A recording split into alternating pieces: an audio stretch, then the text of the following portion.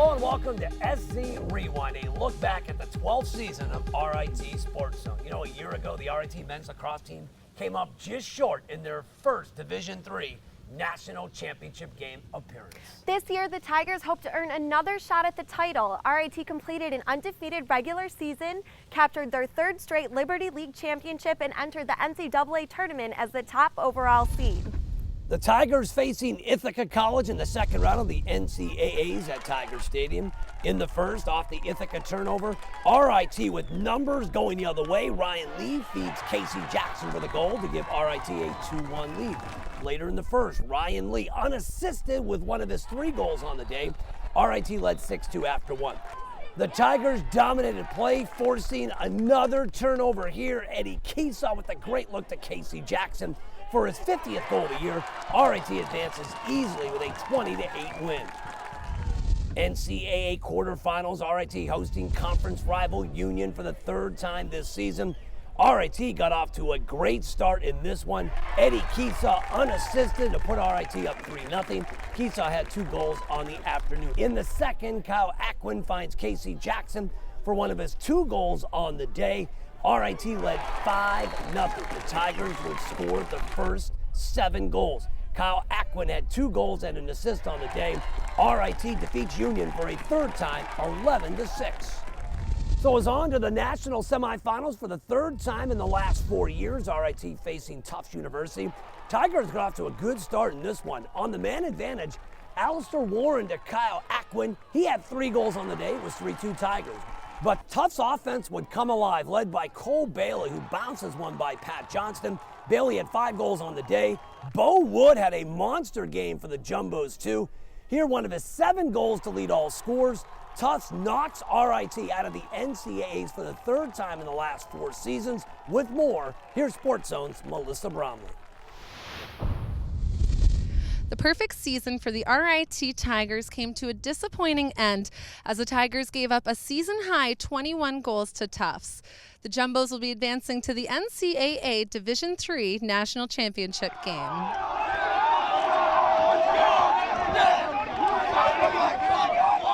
Tough day experiencing the first loss at home. What's going through the team's mind right now?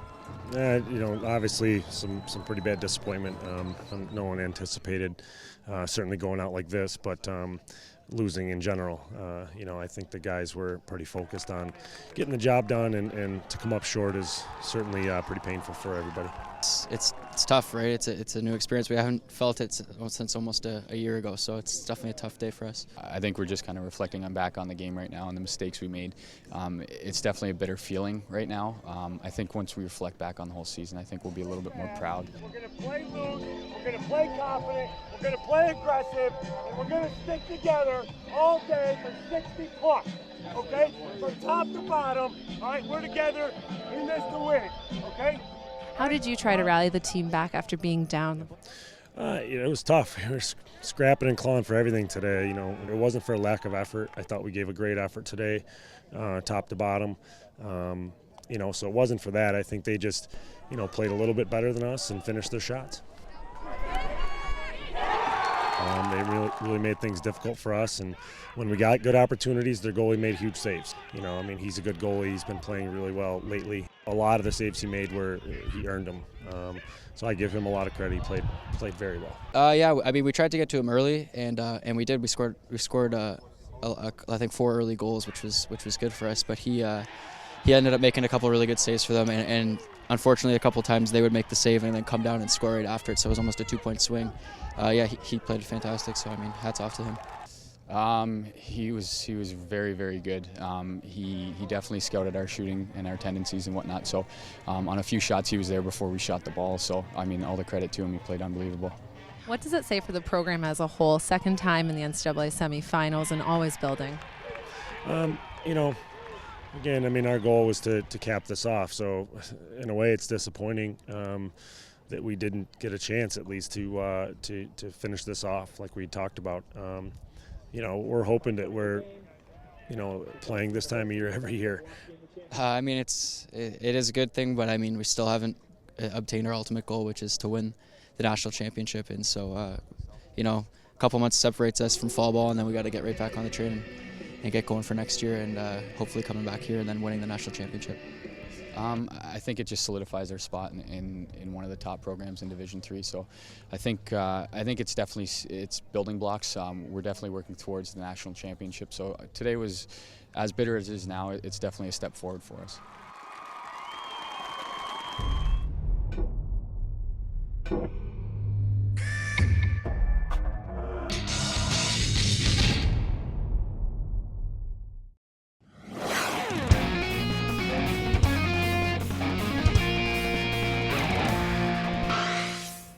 Welcome back to SC Rewind. It was a year of firsts and farewells for the RIT hockey programs. In December, the men's and women's teams made history when they took the ice to play in their first outdoor games. The Frozen Frontier was a 10-day hockey festival that featured professional college and high school hockey. The RIT women fell to the nationally ranked Clarkson 6-2, while the men skated to a 2-all tie with Niagara. In March, the RIT women's hockey team stunned Merciers in the CHA championship game. RIT beat the Lakers 2-1 in double overtime thanks to a game-winning goal from Lindsey Grigg and a 62 save performance from Allie Binnington. It's the Tigers' first conference title in just their second season at the Division I level. For over 4 decades, the men's and women's hockey teams have called the Frank Ritter Memorial Ice Arena home. But on March 1st, both teams played their final games at the cramped yet beloved 2,100-seat venue. And while it was an emotional farewell, we discovered the Ritter won't soon be forgotten. And the Tigers are going to send the Frank Ritter Arena out in style. 3-1. RIT wins here in the regular season finale. When you look at it when it's empty, there's really not much to the arena. You know, it's brick walls, it's small wood benches. It's the people that are in the arena that make the atmosphere, that kind of have that lure to Ritter Arena. It is a great place. Recruits come here, people from the community come here, first-time fans, they can't believe how wonderful it is, and you know, they get hooked. They come back and they become part of this whole, you know, Tiger spirit that we have. Let's go Tigers! Let's go Tigers! Oh, it's really my favorite place to watch athletics. I mean, it's a fantastic home field advantage for our hockey teams, and the crowd goes crazy. You know, it's been a wonderful, wonderful story of RIT hockey from the early days in D3 to these wonderful days we're having in Division I.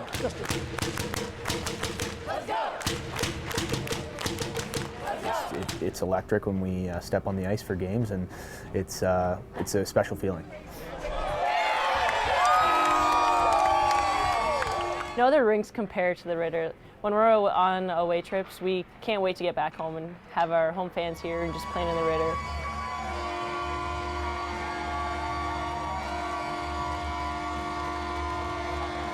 It's pretty compact, which is awesome, I think, for women's hockey because we get a lot of fans.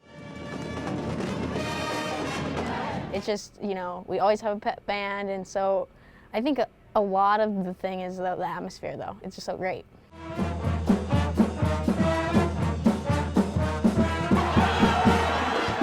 Ritter's been our baby over the past 40 years, but particularly over the past, you know, 30 years, where we've really grown our hockey programs. It's been like our nest here. Honestly, for me, I don't think it's set in just yet. You know, you get so focused on the season, and you try not to think about it or get distracted by it. But thinking now that you're, you know, a couple games away from actually never playing a game in here again, it's kind of hitting home now. My favorite memory, probably cliche now, but it's got to be the national championship.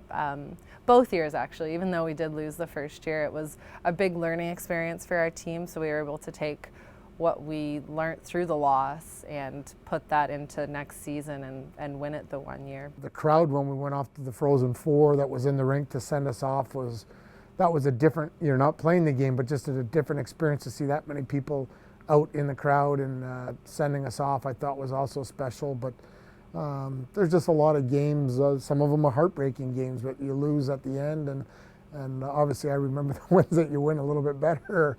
I'd like to think so, but yeah, so many great memories, and I think the fans were every bit a part of it. I guess it's a little bit different for me because this will definitely, like, it's kind of going to be my last game for sure at Ritter, and it's going to be one of my last college games. So it'll be weird. It'll be really weird to know that we're the team that kind of finished off a legacy almost and finished off what RIT has known for hockey for so long. It's given us as the team a lot. It's given me personally a lot, and you know, all I can hope is that we send it out, or send Ritter out, and with a bang, and make sure that you know, we show it the respect that it deserves. We get to move into something, you know, that's going to be amazing, but you know, we're also moving on from something that has brought a lot to, I think, every player on this team and anyone that's gone through this rink. We don't say goodbye to Ritter, we say farewell. Farewell, old friend. I'm going to miss the intimacy of the building, the small building, the loud building. My hope is, though, when we go into the Policini Center, we're going to take that loudness and that smallness, which makes it difficult on the other teams, over there with us. But that's what it's going to be. I think it's going to be the smallness and the intimacy of the old barn. If we can recreate some of what we have, the magic, I guess, of Ritter in the new facility, then it's a home run. But we're going to miss Ritter, but we're also looking forward to going into a new facility. RIT will move into the Gene Policini Center this fall. In April, SportsZone took a peek inside the new 4,200-seat facility. The ice is expected to be installed in June, and construction is on track to be completed by September 5th.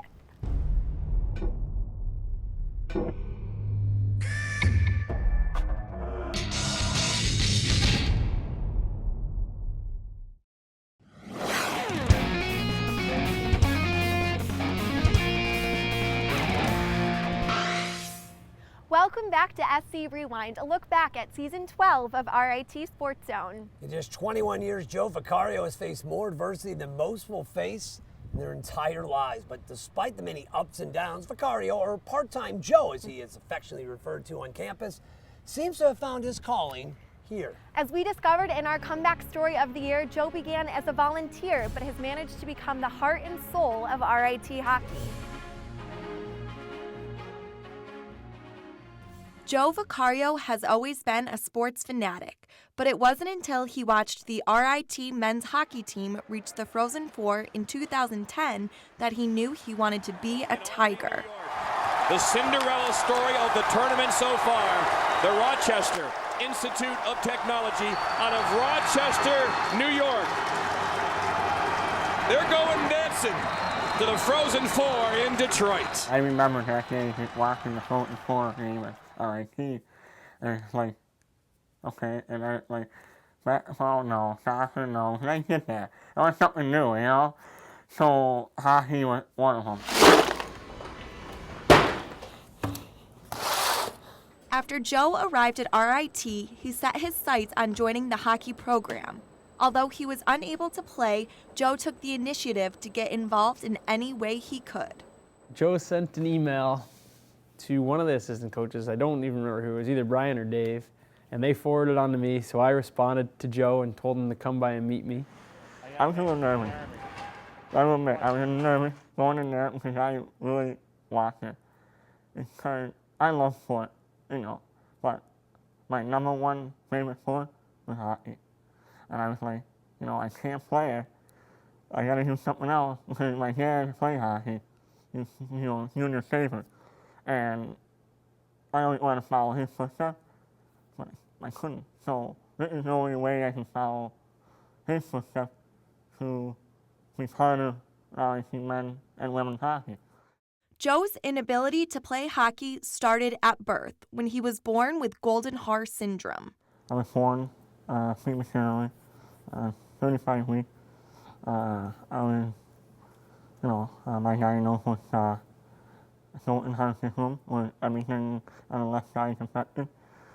Missing one lung, one kidney on the left thumb.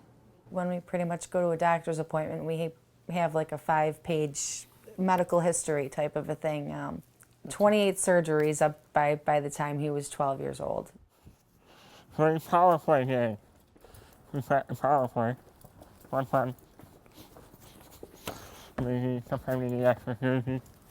To me, I just, It's got to be within you. Are you competitive? Are you a competitive person?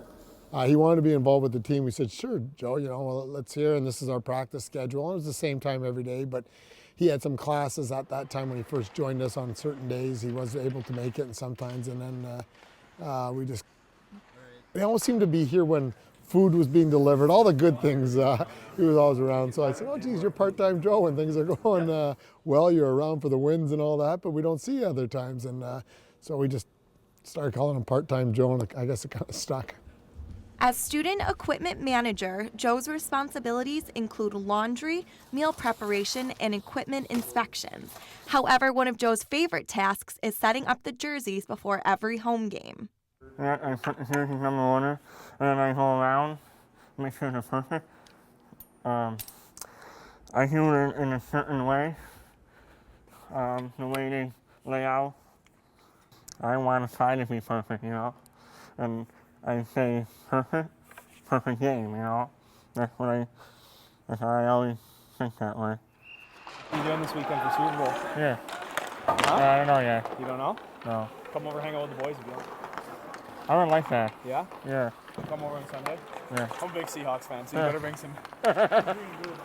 We don't look at Joe as the guy who has a few disabilities. We look at him as just a great, hardworking guy and another one of the boys. And he comes to the rink just like us most days, and he may not be on the ice, but he works just as hard as us off the ice.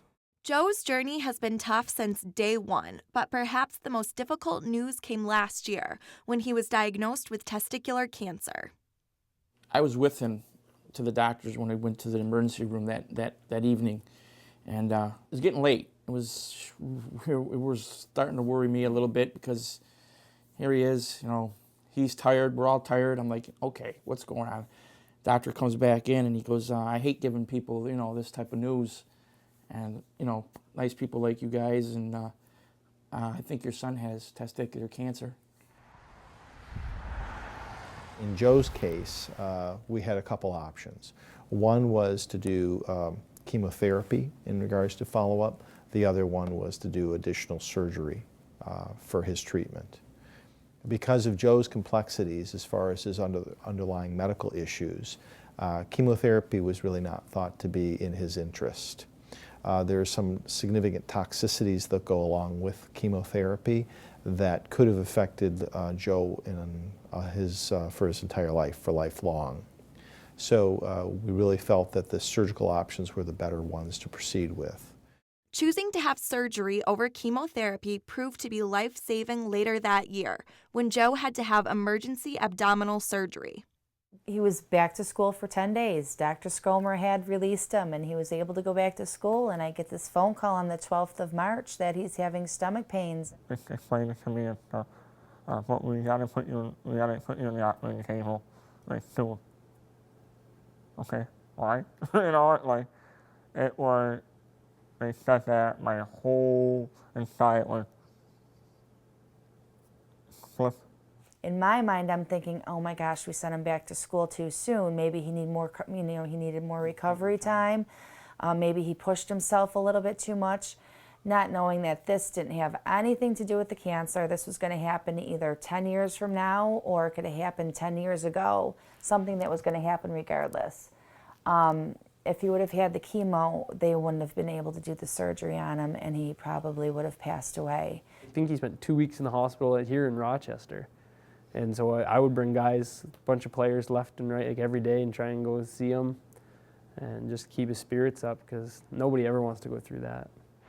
It was tough. It's definitely tough, especially when, like I mentioned, the family aspect of our team and being brothers. It's tough when you see a guy that you're very close with go through that.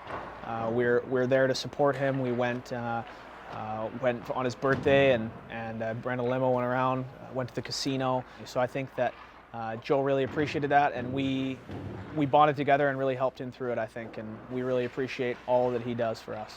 After missing almost a full season, Joe was excited to get back to RIT hockey. He credits the team's support in his full recovery. Oh, yeah. Let's go, Joe, fire it up. Yeah, no. Come on. Go, Joe. When I came back, the first game, I was ready to go. I said to myself, It's going to be a good season. It's going to be a great season. And for me, it's still a great season. Why? All the guys in this room. Yeah, we have up and down. All the guys in this room, let's just don't care for each other and just a family.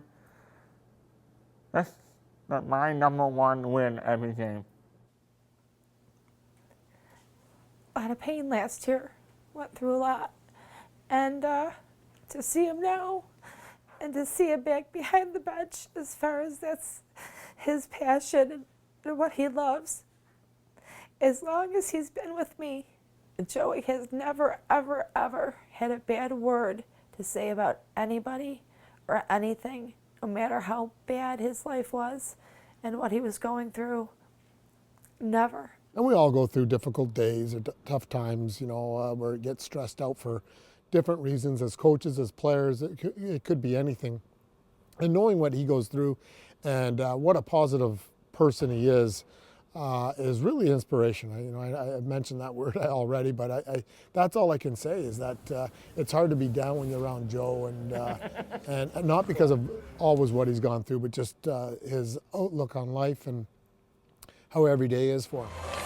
There you go. Yeah, you ready?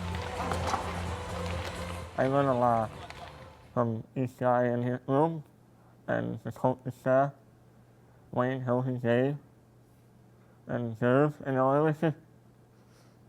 was just for me learning my life the way I wanted to be.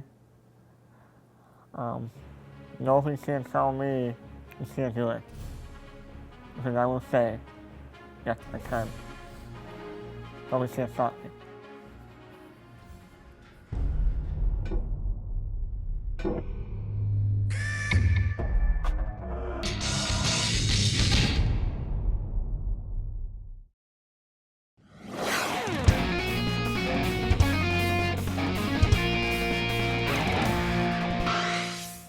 Well, that does it for yet another season of RIT SportsZone. Don't forget, you can stay up to date with SportsZone by following us on Twitter, liking us on Facebook, or by downloading our app for your Android or Apple device. So until next time, thanks for joining us in the zone.